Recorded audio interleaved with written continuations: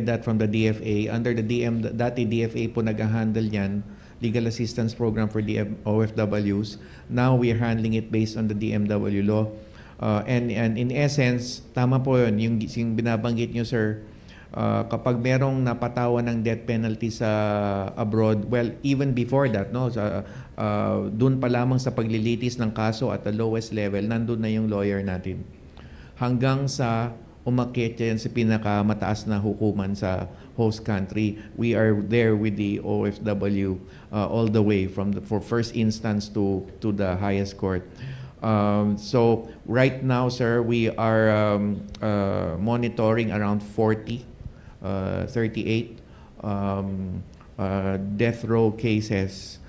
It used to be higher than that, around 72, 73, but the development in Malaysia about 2 years ago, may nagkaroon ng decree po doon kung saan na pwedeng makommute ang death sentence to life upon proper application. So naisagawa naman po ito natin in tandem with the DFA, our embassy in KL. So we are working closely with the DFA dun sa aspeto na yan. So, around 38, sir, that we are closely monitoring. Aside from the legal assistance, sir, we're helping the families. Kasi hindi po kasalanan nung lalo na yung minor de edad na mga anak nung OFW na nakulong, yung nangyari, kinaratnan ng parent niya. So we help the family.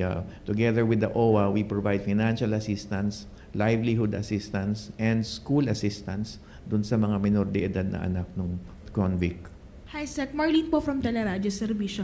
Sec, for clarification lang, yung 38 cases ng death row po na minomonitor natin, ano ho yung mga naging kaso nila at saang mga bansa po? Iba't iba, but mostly in Saudi and the Middle East. Mm-hmm. It used to be Malaysia, no? But as I said, nagkaroon ng decree doon commuting the sentences. But mostly, ang mga cases ay mga deaths, murder, and other drug-related crimes, and other types of serious offenses.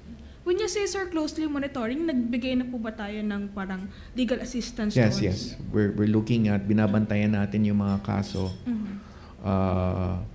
Hanggang sa punto na huling hukuman na sinusundan natin, binibigyan natin ng lawyer, no, yung ating kababayan.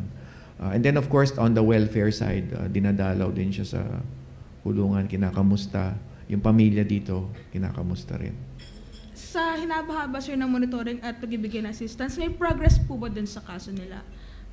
Yes, some have managed to be pardoned. Some have managed to be negotiated to come home. I just cannot disclose the details or the names, of course. No, we've just generally kept quiet about these things to preserve the privacy of the death row convict. But yes, the short answer is yes. May mga natulungan tayong na-absuelto. Last na lang, sir, for clarification. Yung mga na-pardon at mga na-pauwi, hindi sila kabilang sa 38 po na case na kasalukuyang Yes, hindi na. 38 na itong current panando doon. Alright, thank you po.